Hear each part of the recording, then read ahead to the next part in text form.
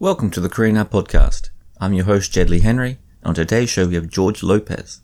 George is the Heisberg Professor Emeritus at the Kroc Institute for International Peace Studies at the University of Notre Dame, and he has also served on the United Nations Security Council panel of experts for North Korean sanctions, which of course makes him incredibly well placed to talk about today's topic, the theory and the practice of sanctions and how they relate to North Korea. The theory feels solid from the ground up. You apply a certain amount of uncomfortable pressure to another actor in the international community and therefore elicit change from them that you wouldn't be able to get otherwise. And in this case, that change tends to revolve around the nuclear and missile programs. But just as the nuclear program has a deep history tracing back to the origins of the DPRK, so do the sanction regimes and their application to the regime in Pyongyang. Before North Korea tested its first nuclear weapon in 2006, the world believed, at least largely believed, that they had the issue under control, that the sanctions in place were working, and that North Korea was fundamentally crippled in its ability to import or at least develop nuclear weapons in the way in which it desired. Now, of course, the 2006 test changed all of this. The international community had to go back and look not just at the North Korean test case, but also the theory and the application of sanctions in general. And so throughout this podcast, we're going to bring in case studies where sanctions have succeeded around the world and where they have failed. Cases such as South Africa, Brazil, Argentina, and Libya. And on the other side of this coin, India, Pakistan, and now, of course, quite pertinent, Iran. What comes out through this podcast is not just the difficulty in implementing successful sanctions, or how incomplete some of the theory behind these sanctions are, but also how they can be done better, the obvious places in which we have fallen down in our application. Sanctions used to be a broad-scale target, simply a trade, and this is how they were applied to Saddam Hussein in response to the First Gulf War. But since then, they've become incredibly targeted, less harmful to civilian populations, and isolated towards exactly what we want to target. In this case, not just the missile and nuclear programs, but also the North Korean military in general. And despite the success of recent sanctions, at least since 2016, what has also become obvious is that North Korea are incredibly effective at bypassing sanctions. They have global mechanisms in place, and through their embassy staff, drug trafficking, weapons trafficking, illicit trade, and counterfeiting, just to name a few, Pyongyang has always managed to get its hands on hard currency regardless of how strict the outside sanctions have been. Which of course brings in the question of China and just how much they are on board with this recent set of sanctions or how much they are simply paying lip service to it. And it is a theory behind all this that matters the most. Is it possible through applying pain to a population to then get that population to rise up against the regime, to elicit regime change through sanctions? If not regime change, then how about enough economic suffering inside a population that would bring someone like Kim Jong-un to change his behavior preemptively?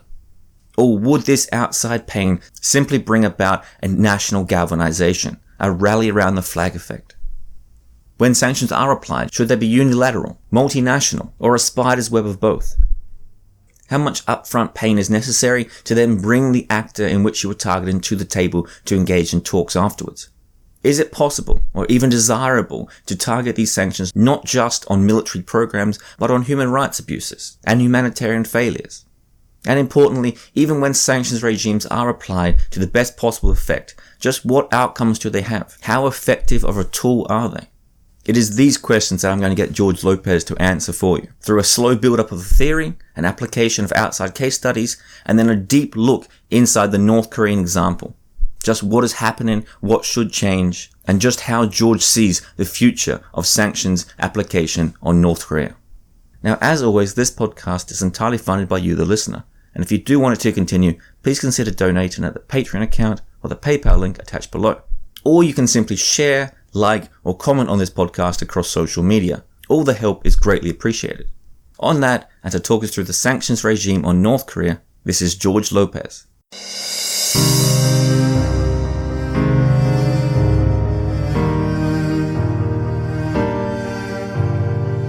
George Lopez, thanks for coming to the Korea Now podcast. Thank you for having me, Jim.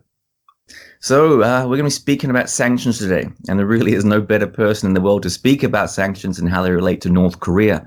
But it is one of those topics that everyone thinks they have a grasp on and never really applies to how their thinking actually really sits in the world. So just a very quick overview here. What is the logic? What is the idea behind sanctions? And what is their scope and how they apply in the world? Great, thanks. A good way to begin.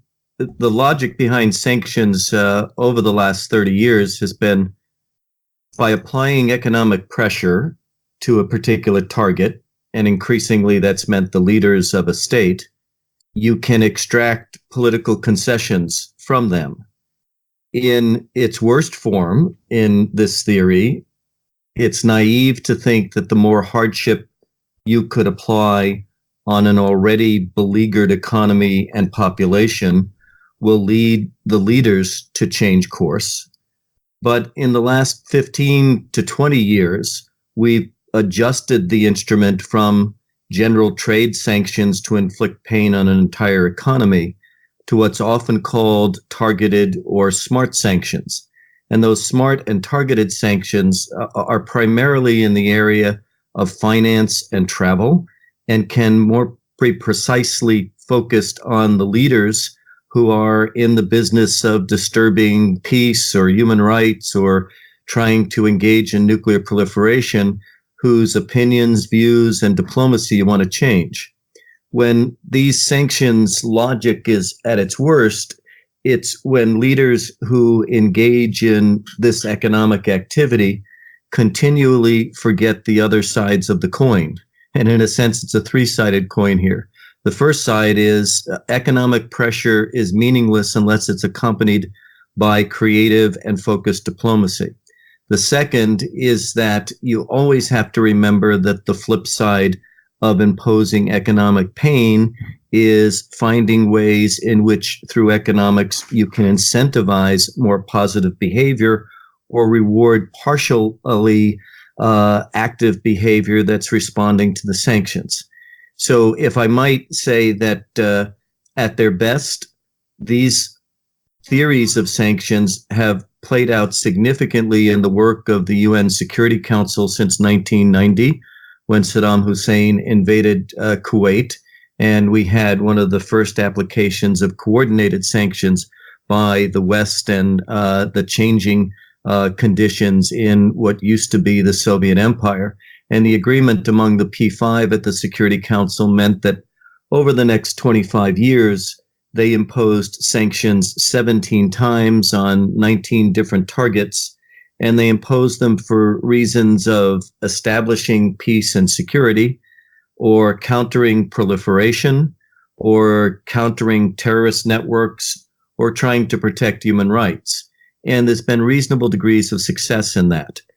Less successful have been sanctions applied by a single state on another state, including when that target state is a quite interactive trade partner. You can punish about trade for a while, but it doesn't necessarily lead to political concessions. So generally, if I might close this phase with a couple of particularities, I think the first is sanctions are meant to enrage a target economically, but must be clear to them and by the imposer about how you're going to engage that target diplomatically. Secondly, multilateral sanctions are much more effective in practice and in theory than are national sanctions, even it looks like you have a heavily dependent trade relationship. Thirdly, sanctions that are most effective are ones that are most finely tuned and targeted and aimed at leaders and operate particularly in the financial sector. We worry less and less now about trade, and we worry more about the international finance which a state garners from trade, and particularly whether they're engaged in illicit money laundering activities to help them along with arms sales or nuclear proliferation. Then finally, when sanctions have been at their most effective, it actually has been in the control and spread of weapons of mass destruction, least effective in improving quickly the human rights conditions on the ground, and instructive for nation states who would apply sanctions aimed at regime change. Sanctions have never brought down a atrocity-based or human rights dictator in the history of their application by member states. So you mentioned there Saddam Hussein and Iraq, and this is one of the first moments in the post-Cold War world when sanctions were really applied to a nation, and it was applied in that way that you said there, through trade primarily. And then you said there's a shift that happened in people's thinking that it should have been more targeted. So And you said that it's not very effective. These things don't tend to work. So why is that the case? Why isn't the fact that you can apply such sweeping sanctions across a country, why does this not affect the leadership? Is it simply because it's not actually digging into those burrows that affect the leadership themselves? Or is it a fact that now a collective pain is being felt through the whole society, and therefore the whole society then galvanizes in some sort of national pride, a sort of rallying around the flag sort of principle? I guess having investigated this for over 20 years, I come to some particular conclusions on this. The first is, rather than thinking about sanctions as cause and effect, because we've applied these incredible economic strangulatory pressures, then we're looking for the effective outcome by political choices of the target. That's wrong-headed thinking. I think you need to think more like an engineer and systemically. Once we unleash sanctions, what anticipated and unanticipated consequences does that lead to? And the effectiveness dynamic is how well the imposers manage both of those over time and are particularly nimble in getting them to work. The track record for sanctions is 30% about success. And that's not a bad average in certain kinds of dynamics of diplomacy, but it's certainly not as strong as the theory would predict or as decision makers would hope. And so in terms of what leads sanctions to fail, it's first at the level, as you hinted at, that the reaction in the targeted leaders and targeted states is that they can shield themselves sometimes from the worst effects. Or, as a Slobodan Milosevic perfected in the case of Serbia and the former Yugoslavia, you can use the sanctions that have been imposed as a rallying cry in your own state to jump up on the sandbox and say, look, I told you the West hates us. Look what we're subjected to. It's time for us to put aside our differences and live together to fight these sanctions. This is what we call a rally round the flag effect of sanctions, defiance or sanctions adjustment by targeted leaders. So that has a negative effect. But as I mentioned a bit earlier, it's also the case that the imposers aren't nearly as adept, as attuned diplomatically, and in the mix of sanctions and incentives and the use of the sanctions to create a new level of diplomacy and dialogue. That's where sanctions fail more than any other place. And before we come on to some of the other case studies and eventually North Korea here, you did touch on one thing there that is extremely pertinent to the North Korean question that we're going to come to in a second. And that was this, I suppose, you said then that only 30% of sanctions ever work. But you also said that in the case of humanitarian sanctions, I mean, to sanction someone against mass atrocities or human rights abuses, these have never worked. So why is that the case that sanctions have never worked in the case of I suppose, what many people wanted to be applied to North Korea for, this idea of their gulags and how they treat their own citizens? But it would seem that, from what you're saying there, that this is a waste of time, or it's just been so poorly implemented in the past that it's just never been effective. I think it's a combination of recognizing that atrocities committed by dictators in their own states are one of the strongest security tools they have to maintain their own rule. And they're unlikely to be subject to lots of external pressure to have them depart from that iron hand within their own state. More likely to be conciliatory if they face internal revolutionary pressures.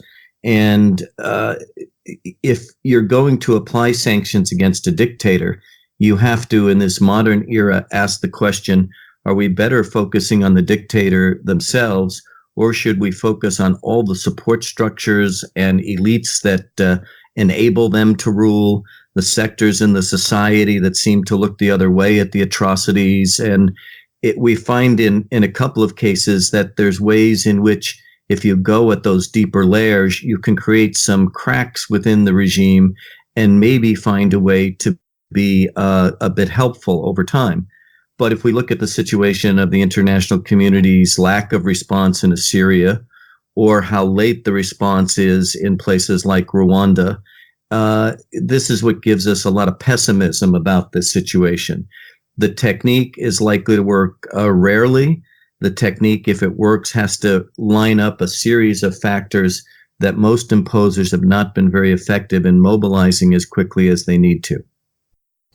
So let's move on to a couple of case studies then and open this up, I suppose, through practice on the ground. One of the, and I suppose, case studies that apply to the nuclear question as well here. So this is going to apply directly to North Korea in a second. So South Africa. This is one of those cases that I suppose sanctions were applied not just against the nuclear program, but also against the apartheid regime as a whole. And these seem to have quite huge effects on the ground. It seemed to really get the nuclear weapons out of these countries' hands. And another case that I might get you to touch on at the same time is the one that people may not think about too often in these situations, and that is Brazil and Argentina, who at one point were in an arms race for nuclear weapons, and sanctions managed to convince them otherwise. So these seem to be two cases in the world where sanctions against at least nuclear programs were incredibly effective.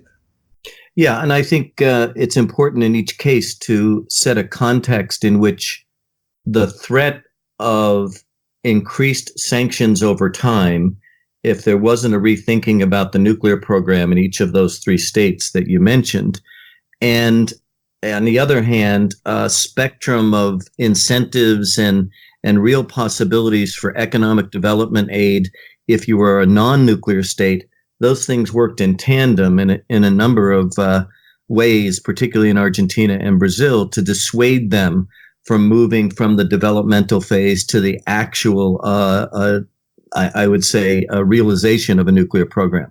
In the South Africa case, of course, it's, as you pointed out, much more complicated in the era of apartheid. The more and more that there was a vision among a number of the white leaders that they were going to exchange apartheid rule for full entrance into the international community and democratize South Africa, the less and less the need to run a covert nuclear program, and the more to give the West the impression that, yes, we are not only succumbing to the sanctions, but we're going to need immediate relief to make a transition that's never been made before economically. We're going to need entrance into the international financial market in ways that will keep the economy, and certainly implied in that was white economic power, in line in the country.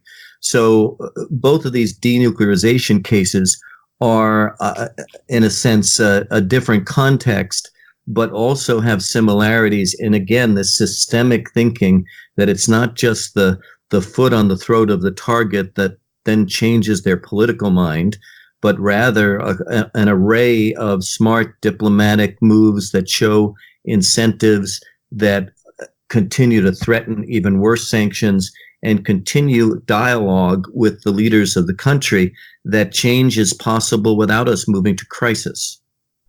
So let's move on to a case study where sanctions failed quite dramatically. And this particular case study has huge import for the North Korean question. Now, this is India and Pakistan that we're talking about. So this is, again, a situation where two countries were in an arms race, so to speak. They both acquired nuclear weapons, at least functional nuclear weapons, and well, at least openly declared them as such, around the same time. But the sanctions were implied in some ways late. They weren't very strong. They were removed very quickly. And I've seen through your research here that you've said that a key aspect of this is not so much that the world was just unwilling, but these two countries managed to play off the large powers in the world. And these countries, America and Russia, etc., they didn't want to impose sanctions on allies of theirs lest they lose influence in the region. I think that's right, and I'd add a few factors to that. The first is, this is their development in the 1980s of the critical technology and their astuteness on the international market of getting the other elements for not only precision-guided missile development, but also those kinds of things that would lead to well-honed centrifuges. The West and others, Russia included in this, were very slow to monitor the illicit trade that was being particularly perfected by the Pakistanis, but also available to India. And so our knowledge base, the intel, if you will, of how close each state was to nuclear development was really lagging behind in each case. And one of the things I think is important to point out here is it's very different in the era of 2018-19, where any combination of intelligence, including satellite technology, different sensors in the ground, long-term projections by experts competing for knowing what most is happening in North Korea, we have so many sources of intelligence available to us that it's very difficult for the North Koreans to move a missile that's based on a land vehicle more than 20 miles without us figuring it out almost in real time. But the situation in the 80s with Pakistan and India on intel was very different, and the leaders of each of those states were very smart in telling the West very little about what they were doing, and in fact lying to them under those conditions. The second thing that was different about the failed pressure was it could only occur in areas, again, of general trade. We didn't have the mobilization of financial discovery, the techniques of shutting down access to banks, are understanding the way criminal networks in both proliferation of sensitive materials, but also money laundering was deeply involved in this. And the Khan network in Pakistan in particular had already mastered that international network trade far ahead of what Interpol or any of the security agencies of their allies could discover. So let's move on to something that is in the media right now, and this is Iran. And you've done a lot of work on the Iranian issue, and as people would be aware, it's now exploding again, at least in concerns of the sanctions and how they are applied. So this opens up two important questions for North Korea as well. The charge, and this seems to be in at least the early policy of American sanctions on Iran here, is the question that these sanctions were first imposed as a form of hope that it would eventually elicit some sort of regime change. So I might get to open up the idea of how effective or whether it's ever worth pursuing sanctions for this idea of regime change, which of course applies also to Venezuela today. That seems to be the case there as well. But as far as Iran goes and how this deal seems to have broken down is also how, I suppose in some cases, the sanctions weren't targeted in the way that the Trump regime approves of. So they were targeted onto the nuclear program, but didn't have moratoriums on missile testing or on regional destabilization. And these were considered ways that Iran might just simply be able to put a halt on a particular part of its nuclear program and develop elsewhere. So I suppose there's a lot there, but I might open up that idea of regime change through sanctions and the idea that sanctions on one particular aspect of a program might simply be in the benefit of the country being sanctioned, in that sense that they can just release sanctions and focus on other aspects of that same technology. Yeah, it's obviously a complicated case. I'm going to go back for a moment, Jed, to the 2009 approach of the United Nations, in which Western states in particular, but joined by China and Russia, expressed deep concern in the first set of sanctions about both missile technologies and the increased prospect that Iran was developing a sophisticated nuclear program. And between 2009 and 2015, we saw a multi-layered and multi-focused sanctions approach, multi-layered in it being the UN Security Council, then the European Union, then even further sanctions by the United States to bring pressure on Tehran to not only come to the table, which they ultimately did in 2013, but then to negotiate an agreement. I think it'll be an interesting debate in history as to whether or not it's the sanctions exclusively which led the Iranians to agree to the JCPOA, or whether it's a combination of the Tehran regime realizing that this was over the long term a losing proposition and might as well now exchange sanctions relief for verifiable dynamics that they already knew was operating in their own security situation, and that is that they weren't developing nuclear weapons, but the West needed the ability to guarantee they weren't and wouldn't in the near future, so they signed the agreement. In any case, that agreement, as we know, was one of the most intrusive inspections regimes, which is so critical to proliferation control, and in which sanctions play a role in the threat of them being reimposed if you're violating the agreement. The tragedy of the Iranian case and the folly if I might say so in an opinionated way, of the actions of the Trump administration is not recognizing diplomatically what sanctions and diplomacy had yielded you as leverage. And you could have had greater possibilities for negotiating missile threats, greater possibilities for thinking about regional disturbances or enforcing new stability through the dangling of a whole new array of incentives that could have gone beyond just the dropping of sanctions from the 2015 agreement to a whole new economic relationship with Iran in ways that might have brought us to a very, very different moment, especially as we're talking here in the middle of May, and the drums of war seem to be beating like they've never beat before between the United States and Iran. So the failures are in part maybe of the technique or the tool called sanctions, but the failures in this case are dramatically ones of failing to understand the scope and leverage that sanctions give you, failing again to understand the flip side of using incentives to create opportunities for new diplomatic dialogue. The Trump administration's approach to Venezuela, to North Korea, to Iran has the same mantra: maximum pressure, make them cry uncle, and then you can determine what the outcome will be from the point of view of the imposer, the United States. But there seems to be very little room in their thinking about the application of sanctions as a technique, in that it's a dynamic system of threat, response, imposing, reaction, economics leading to political dialogue, the political dialogue allowing you to now play with the economic levers a little bit more. They simply do not have a systemic approach to this, and they don't have a strategy how sanctions can actually lead to a preferred outcome.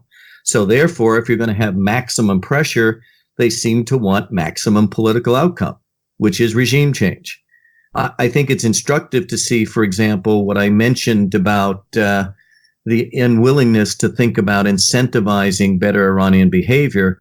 At least rhetorically, Mr. Trump was quite different in his rapprochement with North Korea, showing visions to Kim Jong-un that the marvelous economic development that occurred in the North, if he would only fully denuclearize, and the secret pledges that were made about billions of dollars of aid, somehow we thought would be the immediate catalyst of a change of behavior. But we got way ahead of ourselves with incentivizing being again untied to diplomacy, and untied, except in a kind of visionary way, to how you would do step-by-step sanctions relief in exchange for denuclearization. So if I might just say one more thing about the regime change dynamic, not only does it fly in the face of all the data of the big 19 cases of sanctions in the last 30 years, but more importantly, the same maximum pressure strategy used as the template in three very, very different types of targets, both politically, strategically, and economically, shows the real lack of sophistication of the Trump approach to sanctions. And the result then is what you have in the target economy is havoc. You have greater economic destruction on the innocents, which in the case of either Venezuela or Iran, the Trump administration says we're actually trying to help the people, not hurt them. All of those things are belied as a crude approach to sanctions that don't use the technique to its proper effect, and certainly don't seem to reveal a strategy that would bring a preferred outcome. So with this framework in mind, let's push forward to the North Korean question now. So the North Korean history of building a nuclear weapon dates almost back to the founding of the country. Not the building, but the idea that this was necessary. Sure. The specter of nuclear weapons loomed throughout the Korean War. They were very aware that people like Douglas MacArthur wanted to use one, or at least petitioned Truman to use one. And then as the years go by and you have a smattering of sanctions that come around, but the most alarming thing that seemed to have happened throughout this period, all the way up until 2006, when North Korea tested their first nuclear device, is that there was, at least from what I can grasp here, a feeling inside the world that these sanctions were working, that they had an effect. So when this first nuclear test came off, it really shocked the world. They thought that they had North Korea pinned in a way that they wouldn't be able to develop this question. So I might here to open up a brief history here of North Korea and their nuclear program and some of those early sanctions, and open up this question of why they failed so badly until this first nuclear test. Yes, it's an important question, and it harks back to some of the concerns we expressed when you raised the Pakistan and India question. The first is failed intelligence, both with regard to the way that North Korea had perfected the use of illicit markets for the obtaining not only of specialized material you'd need to produce a weapon, but also had the ability to hide the facilities from the existing satellite intelligence and seismic and other testing devices one would have to try to uncover what was going on, and as closed a country as North Korea would be. The second, though, in my experience in this time period, was that even when intelligence got close to saying, maybe they're not a decade away from developing a bomb, but maybe they're a little bit closer because let's look at this activity and this activity. There was an assessment that the scientific and engineering prospects of expertise in the North was much below that we would have seen in other regimes like Pakistan. And also that the determination to build the bomb always had to be counterbalanced by other pressures on the regime. And in these latter two areas, I think the intelligence, certainly in the early 2000s by the Bush administration, and then continuing until the end of the decade, was just not accurate. That is, that there certainly was a singular focus of the current leader and his father to get to a point where they not only could test a device, but also intimidate the West with the uncertainty of how many they were building. And so secret approaches, 24 hours maximum a day, work with the best scientists you could find on this, and the education and dynamics that had been devoted by the North Koreans to this, the way that some of their physics people and the engineers had gone to other countries to study, and they did mobilize the best and the brightest to produce something that was a surprise to the West. This is pretty instructive because it also leads then to the choice of certain kinds of sanctions. When we get serious in 2006 to 11 to imposing sanctions, we're thinking about, well, the North doesn't have the ability to produce much of this stuff itself. So what we're going to do is do the trade sanctions route and cut off the access that they must be having to getting these materials. Let's keep a bigger and closer eye on China and engage China to make sure that they're inspecting all ships that are going through and not countervailing the general approach that sanctions trying to deny proliferation materials. Let's find ways in which we can check certain kinds of products on everything from ball bearings and gyroscopes and other kinds of material, because our belief is that the North Koreans don't have either A, this level of material already existing, or B, if they're trying to produce anything like that, they're a very weak counterpart or a very weak semblance of what you could get state of the art in the international market. I think we found out by 2010-11 that most of those assumptions were incorrect. They had plugged in very well into the Libyan network that had used the criminal network from Pakistan as a way to get secondary materials that then their engineers and scientists could manufacture on their own. They had created a really very lucrative set of financial mechanisms to be able to earn currency that came not just from the sale of conventional weapons to Africa or from counterfeiting U.S. money, but they had in fact set up what Kim Jong-un would perfect as a real kleptocracy of sorts, in which it took us until about 2013 to 15 to realize controlling coal exports, controlling arms exports, limiting the amount of sophisticated technology that goes in there, that wasn't good enough. What we had to do was shut off the revenue. And I think once the tail end of the Obama administration and the last set of Security Council sanctions in 15 and through 17 start focusing much more on illicit finance is when Kim Jong-un begins to feel the squeeze.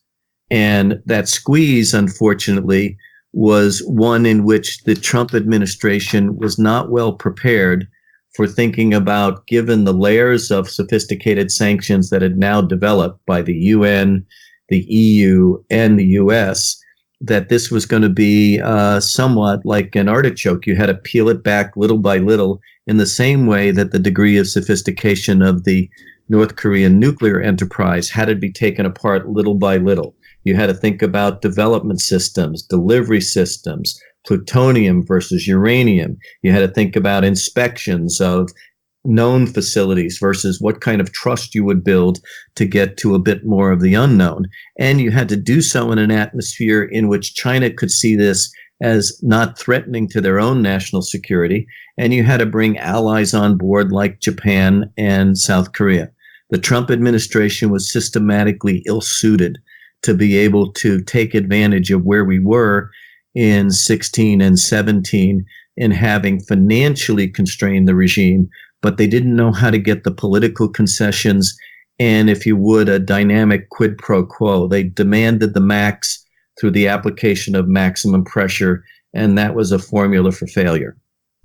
So I'm glad you mentioned there these new range of sanctions that came in through 2015 to 2017, because they were a considerable step up, at least in targeted sanctions, in what was there before.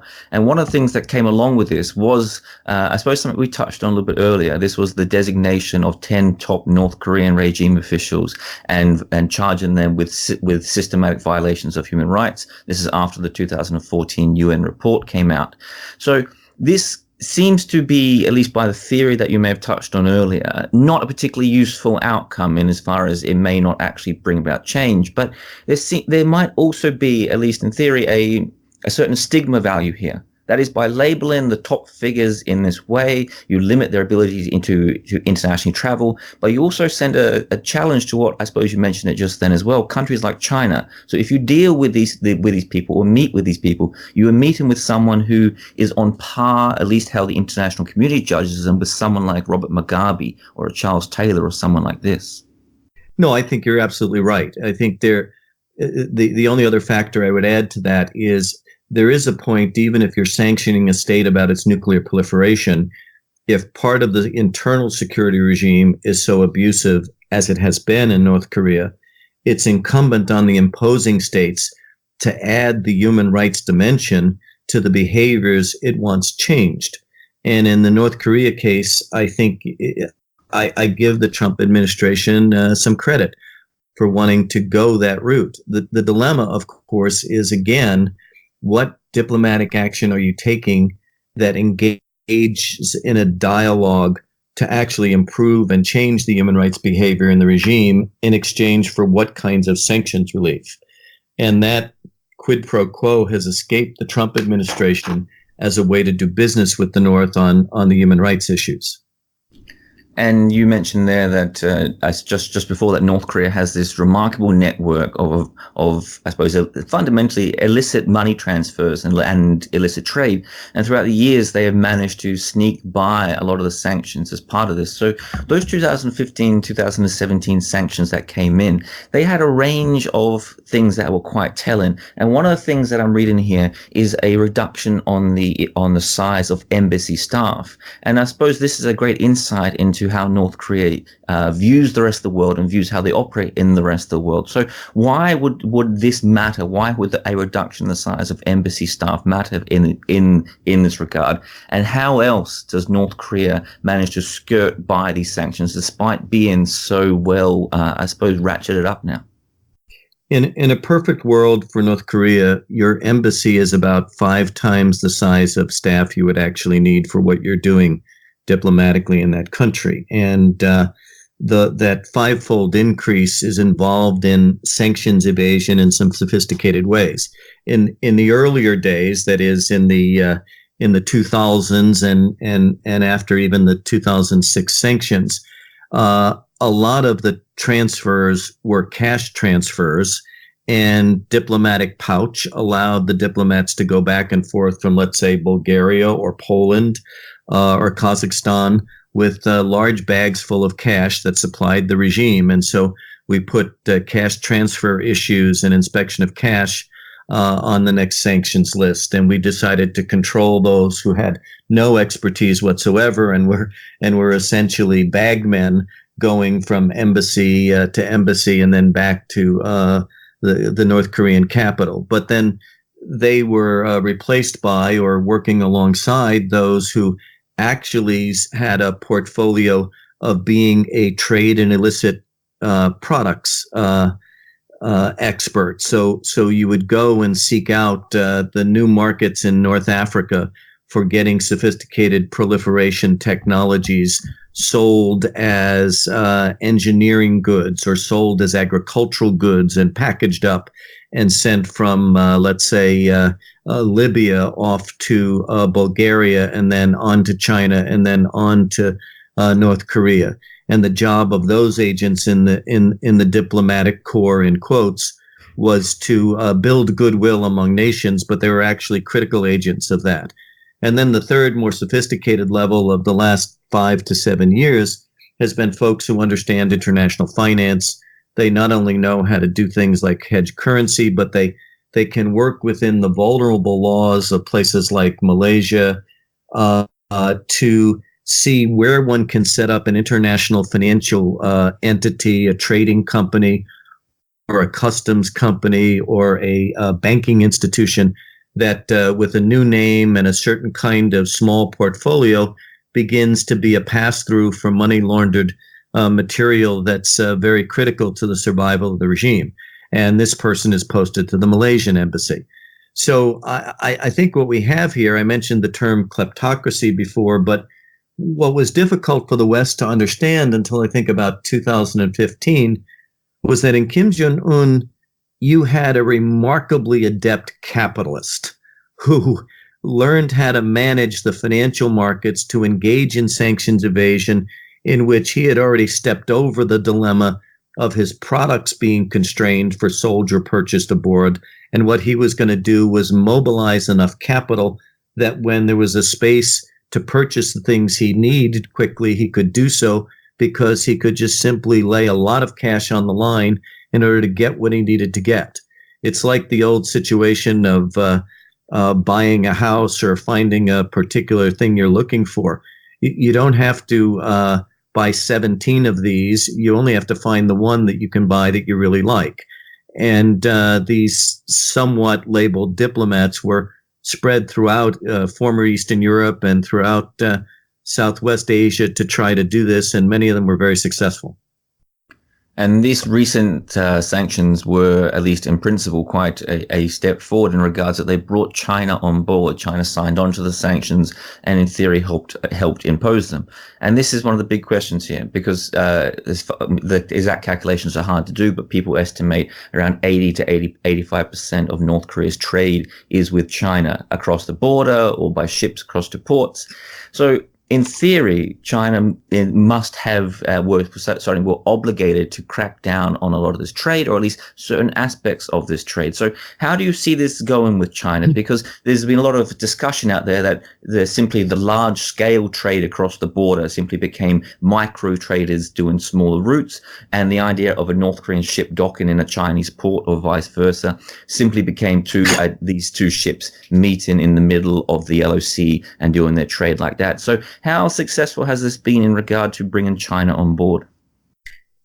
It has varied with the level of perceived threat by the Chinese of the likelihood of conflict on the peninsula. It's varied with what UN administration of sanctions effectiveness has been. It's varied with what U.S. president happens to be in office at the time.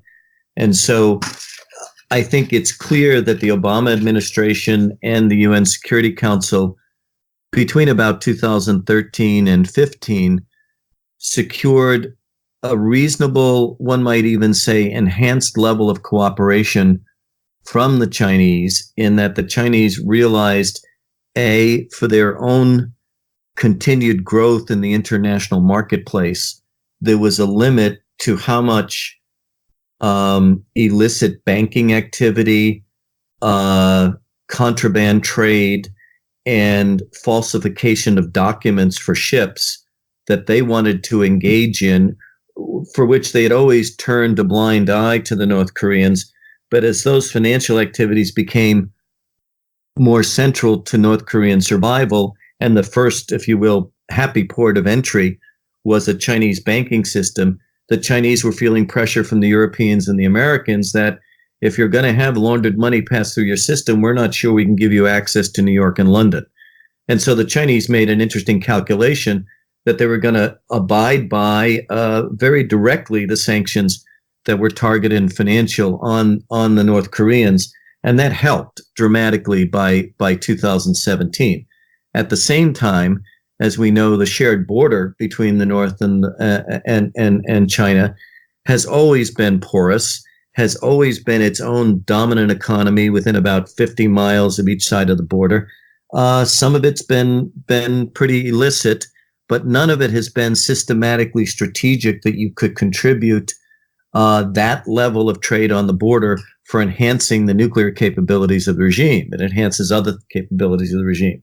And then finally, the head scratcher, I guess I would call it, of the last 2 years in the Trump administration is, on the one hand, you're signaling to China that they are critical as the actor. If you tighten up, we can really bring denuclearization to that peninsula and get on board. And having said that with the right hand, with the left hand, you then impose a trade war with the Chinese, in which you've just cut out the legs under any incentive the Chinese should have of cooperating with the West. So there is another question here that often comes up, and correct me if I'm wrong, but I believe there is a certain humanitarian exemption in these sanctions, so people can send aid, or at least there's a lot of discussion out there of the need to send increased aid. And recently there's been a lot of reports coming out of North Korea about it's hard to verify just how accurate they are, but of a decrease in food situation. There is a signs of emergence famine, though this is often the case in North Korea. So what do you make of the question of humanitarian aid and how this fits into the system here? Because there is an idea that that humanitarian aid should be separate from sanctions or from trade restrictions in this way. But there's also another side of the question that says a country like North Korea has enough money, has enough resources to feed its people if it wanted to, but it's not. And by us feeding its citizens, it just allows them to divert resources elsewhere into oppression and military structures. So how do you see the role of humanitarian aid in all of this? I've always felt very strongly that there were so many ways from their inception, even in the case of Iraq, the international community had available to it the opportunities to humanize, in a sense, the sanctions by not only a critical commitment to increased humanitarian aid, but by learning what we've learned from panels of experts and international relief agencies, that we could inject aid into critical areas, which would show a population and show some of the elites that supported the regime that had been targeted by sanctions that we bear no ill will to the citizens who are deeply affected either by the sanctions themselves or by the secondary outcome of sanctions that have been passed along by their own regime. And in the case of North Korea, we have a very critically sensitive issue here. One is, as early as the first decade of the 2000s, World Food Program, UNICEF, WHO had documented serious malnutrition issues in the North Korean population under the age of 12. So in many respects, even if you had an emergency relief situation, there were some structural dynamics related to prior famine, to difficulties of agricultural distribution, and just the bad luck of some lousy rainfalls that created a condition where I'm not sure you could say that the monies that the regime had available and poured into nuclear development should have fed and sustained their population, because they already are carrying a dependent medical population of serious numbers. And we don't know those exact numbers, but humanitarian agencies and child welfare groups were telling us this almost a decade ago. The Obama administration was fairly good with the exemptions and honoring them. The international community, particularly through international church agencies and others, was able to respond in 2012 and in 15. A couple of things happened, I think, in the last 2 years to dramatically alter this. The first is in the maximum pressure campaign of the Trump administration, rather than saying, oh, we're not allowing humanitarian goods in, they've changed the licensing requirements for humanitarian agencies and are much more examining, well, what banking units are you using to purchase the materials? What's the dependence on transportation in and out of China for some of this? And the technical dynamics of holding an international or a U.S. relief agency to accountability has led to 30, 60, 90-day delays in getting humanitarian assistance where it usually has been regularized by a particular kind of agency. So we had, without question, in November, December of 2018 and the first couple of months of this year, we had a very close to a shutoff in humanitarian aid until a lot of popular pressure and press investigations in the U.S. led to a calling of Pompeo and the administration on the carpet. They began to issue again a strong flow of exemptions, but this happens at a time where I think it was the World Meteorological Organization and others specify we're at the lowest level of rainfall in North Korea probably in the last 6 years in this first half of 2019. So the concomitant impact on agriculture and therefore on food availability, we're likely to see another food crisis of considerable depth. And the international agencies, I think, are fighting an uphill battle with trying to develop a sense of real humanitarian disaster that stands apart from the negotiations and the maximum pressure and the efforts of the Trump administration to get a diplomatic victory here. There are members of the Trump administration who believe that if we don't squeeze every aspect of North Korea's economy, we're not going to get the desired results. And even if we let up on humanitarian aid, it doesn't matter anyway, because Kim Jong-un doesn't care and he's the decision maker we're trying to influence. So it's in some respects an abominable situation for some of us. For others, it's a strategic dilemma that needs new insight. And the pattern of decision is really in the lap of Kim Jong-un, which I think is a cynical approach myself. So you touched on Trump a couple of times there. So let's move this forward to the summit, the two recent summits between Trump and Kim. Now, it seems to be that the last one in many ways broke down over the questions of sanctions. North Korea wanted I suppose what they're talking about is a complete reduction, at least this was how it was reported at first, a reduction in sanctions for their continuation, or at least starting off their denuclearization process. But many people have spoken about this over the years and said what they were offering was simply once again a destruction of the Yongbyon nuclear facility. And of course, people say this has already been destroyed in the past once before, so this really isn't an offer. And of course, this is a question that is fundamental to all of this, and you touched on it very early. That is the idea of verification. That despite through all of this, and despite everything that's happened, North Korea has never allowed inspectors into the country to look at their nuclear facilities. So how important is this? So I might get you to touch on the summit, why you think it broke down, what was the failure there, and is this issue of inspections really such a deal breaker here? Yeah, very important set of questions. I think the first issue is the level of expectation on the American side going into the first summit was that the historic reality created by these two leaders meeting one-on-one created an atmosphere where a big deal could happen.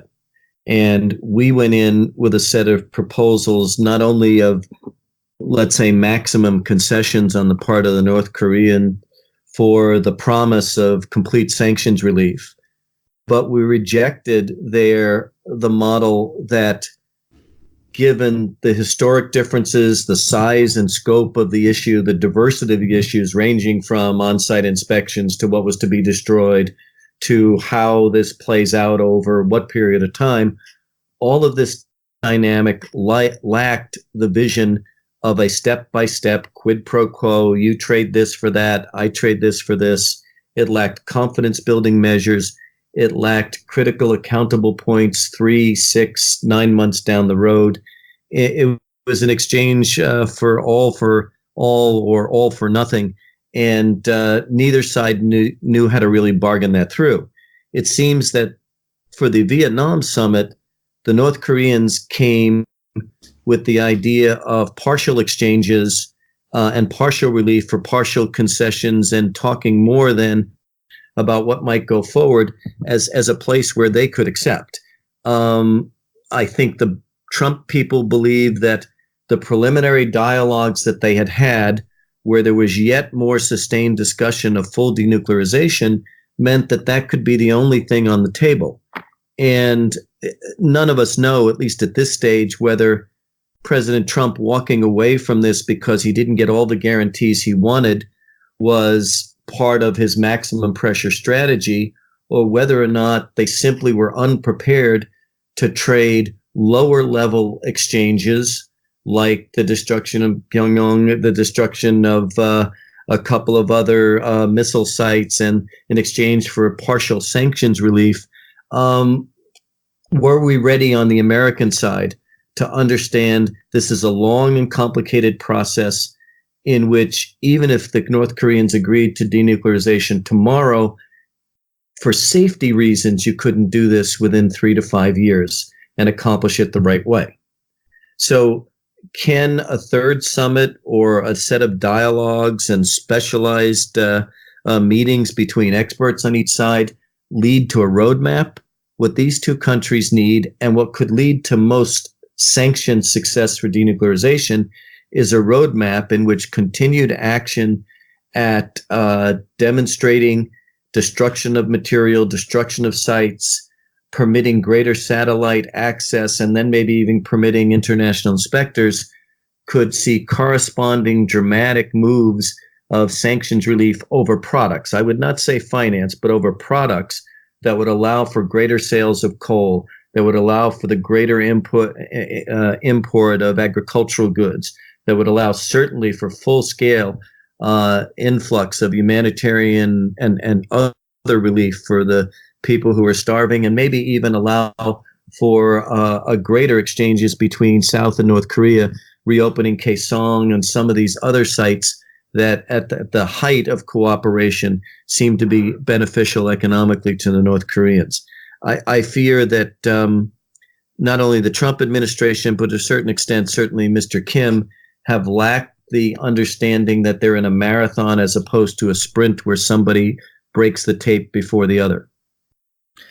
Now, I've seen through a number of different parts of your research here an important focus that most people just seem to blow over, and that is the idea that it's important to get North Korea inside the nuclear non-proliferation treaty, not just as a form of limiting their nuclear development, but as a form of safety. And this should really interest countries like China and Japan and South Korea, who of course are close by. So I might get you to open this up again, because I don't see many people giving this sort of treatment out there in the media. So why is it so important in terms of civil safety to get North Korea inside this treaty?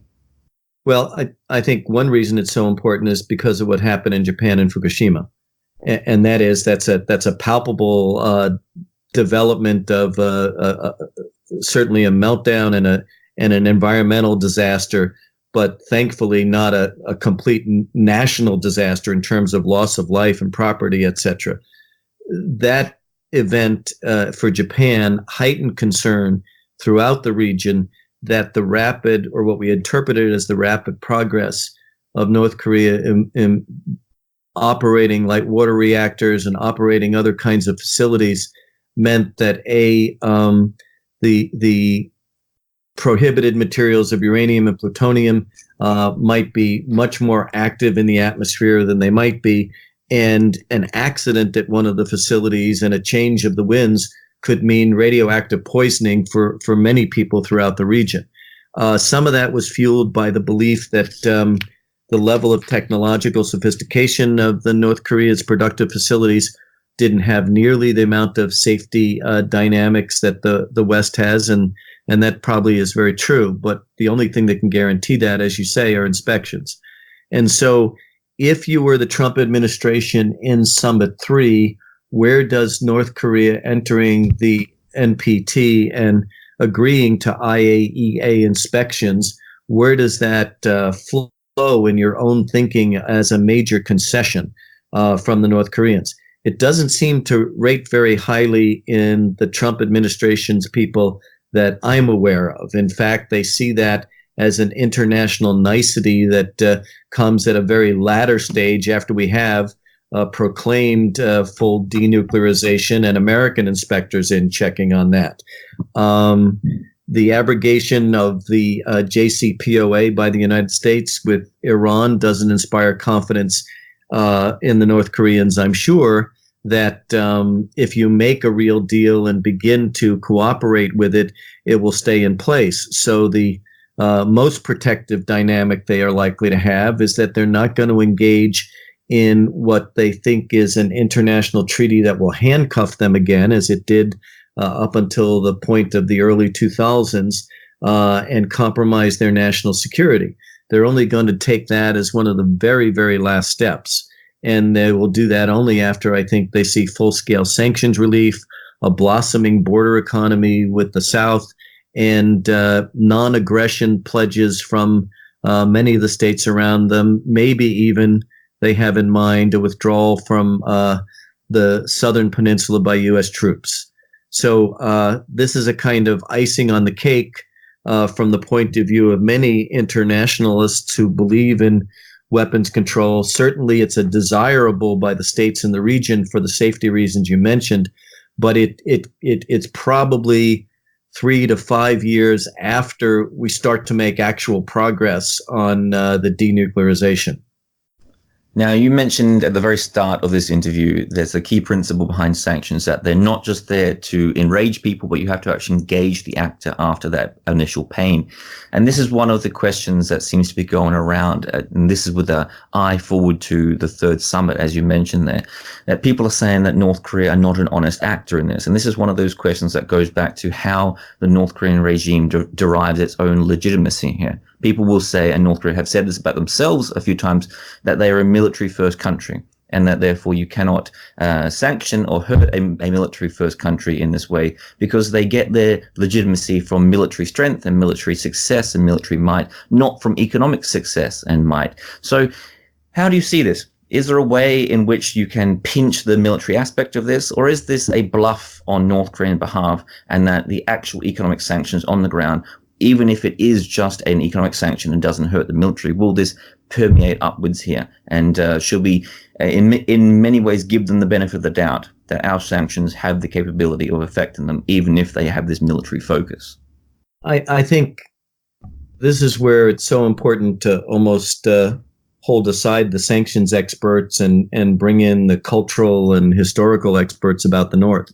We're looking at a regime that's been militarized and hyper-militarized for over 70 years, whose ideology and view in terms of what we know about the average North Koreans' thinking is that they are a besieged society, and it is only the excellence of the armed forces and the vision of the great leader to defend at all costs the fatherland that keeps them afloat in this hostile international system. To take that apart even through a massive injection of economic resources that bring prosperity for all within a decade is just a folly.